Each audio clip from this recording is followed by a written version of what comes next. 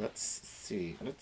What do we do next? This is sort of a you voice, yeah? You do this voice? A little bit, yes. I like that. Okay, it's the unboxing show. We've got Tony here with us. Guess who's back? And I got some postcards here. This is the Raincoats. I like this style of postcards. I got a big stack of these. Happy Cartoon June, Bolo from Rex. Ooh. There was a lot of pressure on that first postcard. And here is a Chicago L Train postcard from Sean Henry. Passing by in the Madison neighborhood, relatively speaking, falls well in and out of the basement. Sorry not to make it over to Wisconsin this time. Oh, that's all right. Sean, we'll catch you next time. Sean is one of 2 lucky viewers who have actually set foot in the basement. And this is from Brian. It is an Italian Stallion postcard. It's not a bad postcard. Not a bad postcard at all. Whoever is the new co-host, I wish them the best of luck. And truly welcome to the basement.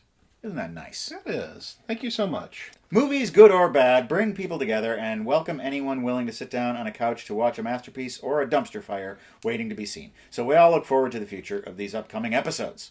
That's very well put. Also, what do you think of Creed 3, if you saw it? Did you see it? I have not seen it. I saw the first Creed. I liked it. I haven't seen 2 or 3. My Rocky films rankings are below. He's ranked all the Rocky films. Yes! Number 1, Rocky. Yeah. Number 2, Creed. Number 3, Rocky 3. Number 4, Creed 3. Number 5, Rocky Balboa. Number 6, Rocky 2. Number 7, Creed 2. Number 8, Rocky 4. Number 9, Rocky 5. That is a low ranking on Rocky 4. Some bold choices. Yeah, I thought Rocky 4 was generally considered to be one of the good ones. The Ivan Drago one. Yeah, I must break you. It might just be my appreciation for Dolph Lundgren coloring my judgment. That could be. When you go to our website, welcometothebasementshow.com, there are all of our episodes there that you can catch up on. And there are PayPal donation buttons that you can click on to make a one-time or rolling monthly donation to support this show. A rolling monthly donation means you donate a little bit each month. Quick and painless, and it helps us out. I'm going to salute a short list of some of our rolling monthly donors. Vance, Daniel, Krista, Danielle, Allison, Eden, Ryan, Jeremy, Bridget, Austin, Jared, Liam, Elizabeth, Victor, Luke, Grant, Neil, Scott, Grace, Samuel, William, Brian, Brandon, and the Factory Boys. The rest of our rolling donors later in the show. They keep the train a-chuggin'. And now, viewer questions. Devin Beard, I've been a fan of yours for a little over a year now. And one thing that's always been on my mind is the notes you take. I would really like to know your method in note-taking and a reveal of what you write down in your notes when you're viewing the film. Well, I got my notebook right here. I'll show you how I do it. Typically what I like to do, I'll just open to a random page here. It's your Ministry of Fear. All right. So I got the title there at the top. And then I draw a line down the center, and then I draw a little line right there.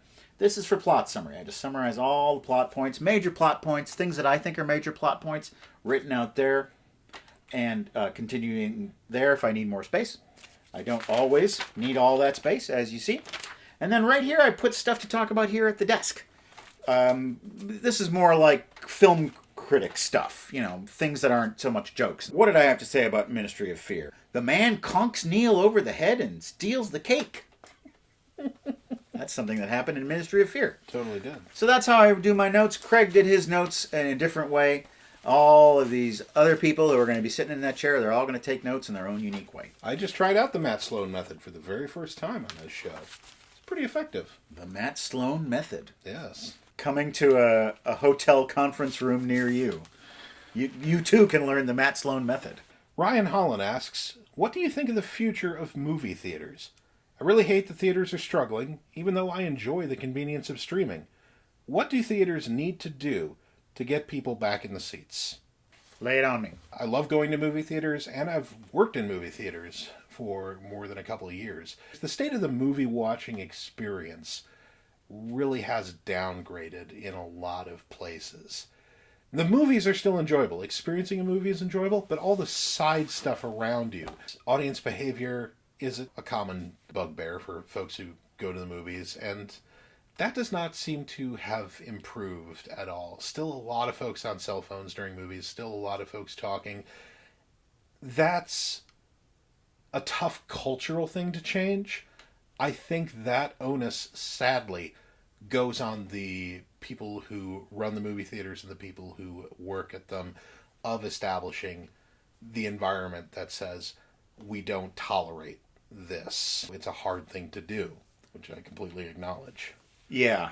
I think a big part of what helps out with that is theaters that do more repertory and special programming, because you've got titles that are pulling in people who want to see these movies on the big screen again and who want to be there. Because when you have people enthusiastic about being there, you have a group of people that wants to participate and make the experience as good as it can be for their own enjoyment and other people's. There was a time when people just wanted to go to the movies. Now you'd want to go to see a specific movie. I don't want to just go to the movie theater and see what's there. When you have most people who are in that mindset, they're just as willing to wait until that movie comes on streaming and they can watch it in their house. The idea of going out to the movies is less appealing. Can we fix it? Who knows? We get all kinds of wonderful things in the P.O. box here at the show, and a lot of them are records, and I make every effort to listen to them when I get them. And today I have some comedy records to talk about. I know you're a big fan of old comedy records. I do enjoy them. I've got two here as requested. I listened to the Jonathan Winters Mad, Mad, Mad, Mad World record. And as this post-it will tell you, it's got bonus art by Mad Magazine's Jack Davis. Look at that. Oh, that is nice. That's a nice little tie-in to the Mad, Mad, Mad, Mad World movie. Yeah. Which Davis also did some poster art for. This is really interesting because there really was an era where stand-up comedy was not self-generated. Every stand-up comedian today, their comedy is about themselves, and it's about their lives, and it's about the way they look at the world, which is fine.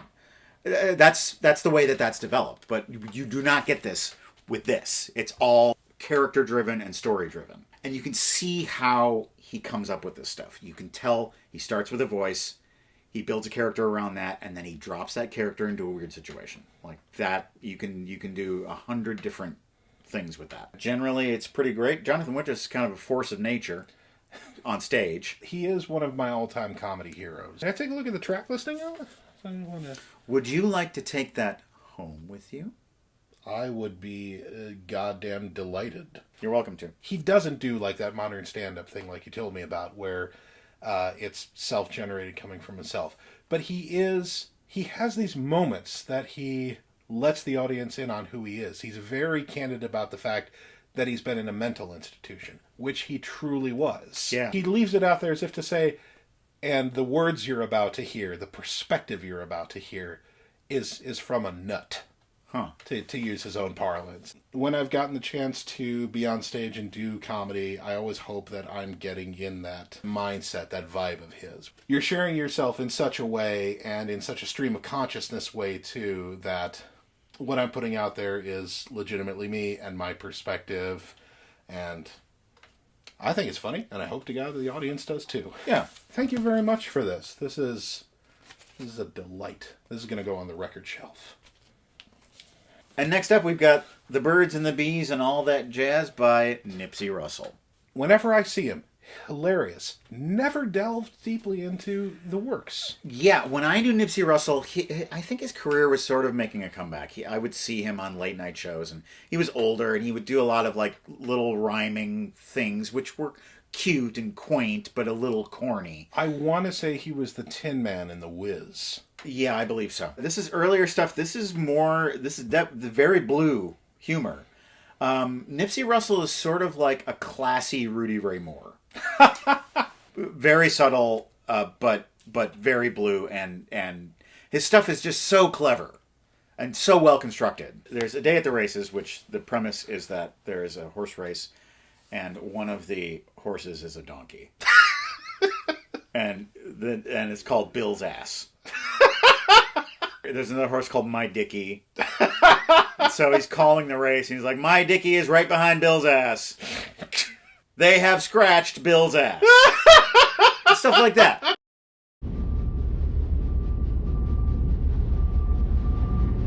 These children look like old men. They talk like them, too. No way a man could make a name for himself. Not in this economically depressed part of the country. They got hobbit feet. Look at that. Look at their extremities. You couldn't see an adventure hanging from the end of your nose. Frog ate my adventure. Well, these literary characters get to meet their author in real life. It's just like the Dark Tower. Travel has no longer any charm for me. Neither does writing books with copious use of the N-word. Here goes those two unaccountable freaks. They came in together. They must go out together. Mark Twain is a freak. This little machine is what I use to get off. Becky, you'll understand it when you're older. Adam. Oh, yeah. Adam. Oh, what is? Noah. What? I go to the water when I need someone to talk to. I love gazing into the water so much that I'm going to invent narcissism. Move in the stabilizer! Yes, we need to stabilize the ship. Begin stabilization. We're gonna sashay on over there, hog tie Mr. Twain, and hijack this here ship. Begin sashaying. Oh, Tom, you know I can only mosey. There. That ought to hold him. Now get the CPAP machine. Obviously, he's got the apnea. Adam found a place outside the garden. Then Adam and Eve invented sex toys, and soon after that, they invented AdamandEve.com. Free shipping and 3 free DVDs. She will be useful. I will superintend. And I will look up her skirt while she does manual labor. So Tony's going to tell us who the rest of our rolling monthly donors are. These donors are a-rollin', and they are Amy, Rachel, John, Linnea, Mark, Kendall, Benjamin, Jenny, Robert, Jawaka Records and Things. Didn't expect that. Andrew, TJ, Vincent, Stephen, Corey, Sarah, and Clayton. Very good. You passed the test. Hooray! And now we got 2 big boxes to open. Oh. Okay, this is from Alfred in Fairport, New York. I'll be opening this box from Sean in beautiful Lakewood, California. No expense was spared on this packaging tape. Oh, Tony. Oh, Tony. Oh, Tony. Oh, there's a sticky substance in this one. Woo! It's gooey. Something exploded. Something between here and California went... I have not seen a letter yet. This looks like a big box of stuff from Alfred. I got a postcard of Alicia Silverstone from the New Beverly Cinema. And it says, as if Cher wouldn't send Craig and Matt some of Beverly Hills' finest chocolate to honor one of the most rewarding partnerships this side of Sunny and her namesake. You guys rocked with style and wit. All right. There's also a post-it note in here, which I think explains the goop. In each white box are 5 brandy cherries in the red paper and 5 kid-friendly regular cherries in the white paper. Please note, these cherries are messy. They are as messy as they are tasty, so bite into them with caution, preferably over a plate. I think the Postal Service did not get this warning. They took care of the cherries for us. Well, there's only a little bit of goop, so most of them may be intact. There's also a bunch of, fun bagged stuff, too. Oh, they are from Edelweiss in Beverly Hills, established in 1942. Edelweiss. Oh boy, look at that. There are some dandy bags of foil-wrapped candies. Oh wow. Some beautiful emoji chocolate balls. Wow, candy! Candy! Some final lovely little red boxes. Oh wow. I'm gonna have a cherry. I think I'm going to open one of these lovely red boxes with the ribbon. Oh, these cherries are in rough shape. Oh no. Still tastes good. A delightful chocolate assortment. Oh, look at that. I love those. Handy guide. Well, I've got many things from Alfred here. Disney's Sky High. I enjoyed that when I saw it. Tom Laughlin is Billy Jack in Billy Jack Goes to Washington. Ha! The third and final Billy Jack. Edgar Wright's World's End. I like this movie a lot. Great movie. Scooby-Doo meets Batman. Oh, is that the classic one from the Scooby-Doo Mysteries? Yep, it is. It's the OG. Remember the Titans? And The Conjuring. Oh, I saw that in the theaters, and it was good and terrifying. The audience was not ready for some of that nightmare fuel. We've got some stuff here. This is mulled cider and wine spice mix. Oh. And, again, and Sicilian bread dip seasoning. Mmm. I'm intrigued.